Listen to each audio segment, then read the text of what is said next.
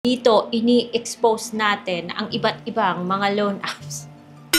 Actually, yung loan app na pag-uusapan natin ay mukhang bago, guys. Paborito talaga nila gamitin yung word na tala.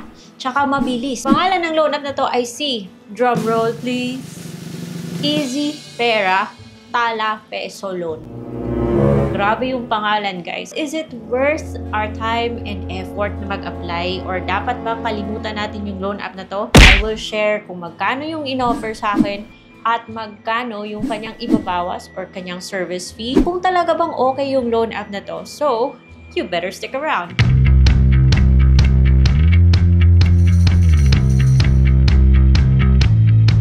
Hello everyone! Welcome back to my channel. It's Ate Red here at dito pinag-uusapan natin yung iba't ibang mga loan apps na nada-download online because kahit na guys, sinasabi ng loan app na to na SEC registered po siya. And by the way, sinilip ko po dun sa list of recorded online lending platforms sa SEC. Kahit na may registration number siya, pero basta wala siya dun. Wala siya sa list of recorded online lending platforms. I know you guys are curious and gusto nyo yung katotohanan. So, dinownload ko po yung loan app na to guys at sinubukan. And by the way, this video is not sponsored based on my personal experience. Like I said, sinubukan ko nga. So, wag nyo munang i-download yung loan app na to guys. Panoorin nyo po yung video na to because I will show you the whole process. And in the end na kayo mag-decide kasi at the end of the day, it's your decision, mga best. Easy Pera Tala Peso Loan. Pero hindi po to guys, tala. Alam nyo, nung nag-register ako, nabigla ako guys kasi nanggaling yung kanyang OTP sa isang loan app na tinry ko rin other day. Na to, meron pa siyang 4.6 na stars pero hindi lahat na comments doon ay positive. Encrypting, diversification kasi marami daw siyang ino-offer. Encryption. I think gusto niya lang sabihin siguro na safe yung data nyo dito. And quick approval daw. Andun po naka-display yung kanyang registration number but when I checked the SEC website, wala po siya doon sa list of recorded online lending platform. So I don't care kung meron siyang number. But for me, mas importante talaga na andun sa list of recorded online lending platforms. Dapat nyo yung silipin guys. Recently updated nung August 30, 2024 lang. Pagkatapos mo siyang i-download, lalabas to yung kanyang user agreement authorization. And i-take note nyo guys na yung loan app na to ay sisilipin niya yung behavior nyo sa cellphone nyo to prevent fraud daw. No, basically pag naglagay tayo ng phone number natin at pag naglagay po tayo ng OTP, nag-a-agree po kasi tayo doon eh. Yung source ng kanyang OTP ay galing din sa nagpadala ng OTP nung ako'y nag-try sa kay Peso Ace. Recently guys, di ba nalaman natin na si Peso Ace hindi po siya buo natatanggap. Yung 2,000 na offer is meron pong kaltas. Parang mabibigla ka na lang. Yung expectations mo dito does not meet reality. If you wanna see that video about Peso Ace guys, ito po yung thumbnail and the link is in the description box below. Hindi ko alam kung meron silang relationship. Ang masasabi ko lang is yung OTP ay nanggaling sa iisang source. As you can see here, that's how I understand it. So once nakapasok ka na sa system nila, hihingi po siya ng access sa location mo at i-click mo yung apply for a loan kung gusto mong magpatuloy. Sabi niya transparent daw yung fees niya. Kaya stick till the end guys. Ito po yung overview ng application process niya at familiar siya guys. Nung nakita ko yung mga IDs na tinatanggap niya, sabi ko parang Peso Ace vibes nga siya. Kakaroon ako ng kutob na siguro 800 din yung kanyang ikakaltasan nyo. Anyway, so yung mga IDs na tinatanggap ng loan app na to is driver license, UMID, passport, national ID, TIN, health card, postal ID, PRC, SSS, Pag-ibig, and voter ID. So, as usual, sinelect ko po yung aking driver's license at ito po yung instructions niya sa pagkuha ng ID. Hihingi po siya ng permission na ma-access yung media ng phone mo and then you will go ahead and take a photo of that ID. And guys, nakaka-capture po niya yung first name, yung license number or yung ID number, and your birthday. So, you just need to make sure na tama yung na-capture niya. But wait, huwag niyo munang subukan. Tapusin niyo na muna yung video na to. Click po kasi po yung confirm. Pagkatapos, mag-facial recognition ka. And then, if you proceed, of course, meron na naman siyang as usual, instructions kung paano kunin yung facial verification.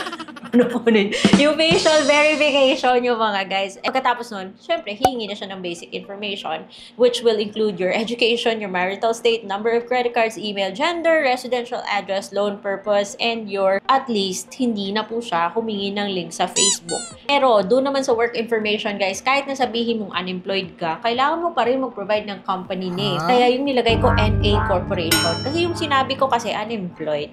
At sasabihin mo rin kung how long ka na ganon, payday, kung kailan ka nagsisweldo. So, kahit na sinabi mo unemployed, well, you still need to give those information. So, para makapag-continue.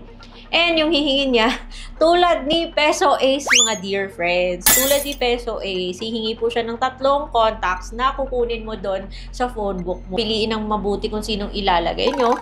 Sa experience natin, di ba, possible po na sila ay tawad. Choose wisely. And then just click submit and next. And then yun, disbursement channel na.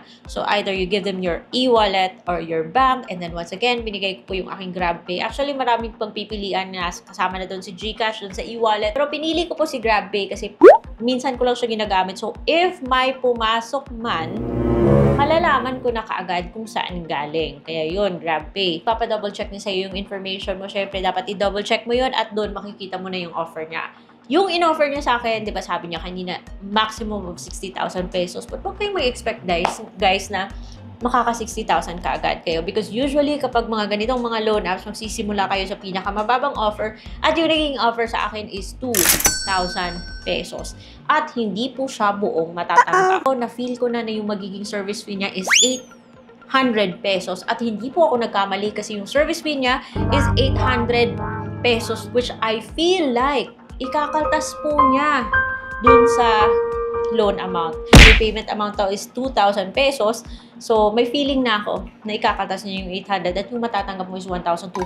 Diba sabi niya long term daw, nasa 121 days. This is also the reason kung bakit hindi ko na tinanggap, hindi ko na confirm, hindi na ako nag-go through, nag-push through because dun sa breakdown, schedule of fees mo, 7 days pa rin siya guys. Loan date is today, pero babayaran ko siya sa September 22. And that's, wala, 1 week lang. Hindi siya 121 days. Free na daw yung 20 pesos.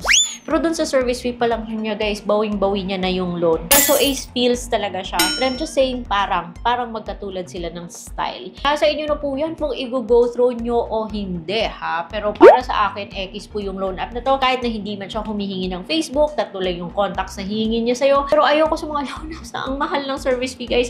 Dahil talo po tayo dito. And it's not okay na basta na lang tayo magka-click ng click. Borrowing is a responsibility at we need to have good borrowing habits para later on maging ready tayo when the time comes na ma-offeran tayo ng mga gagandang mga loan platforms that are legit. Hindi tulad ng ganito, guys.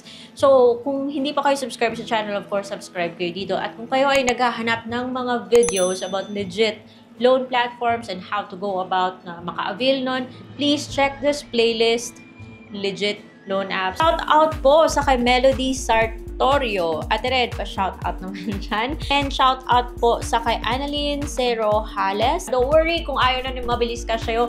Marami po tayong options. Like I said, please check out my other videos. Dapat subscribe ka para hindi kayo huli sa aking mga sinishare dito. So that is all for today's video. I really hope na meron kayong natutunan. I will see you again on my next vlog.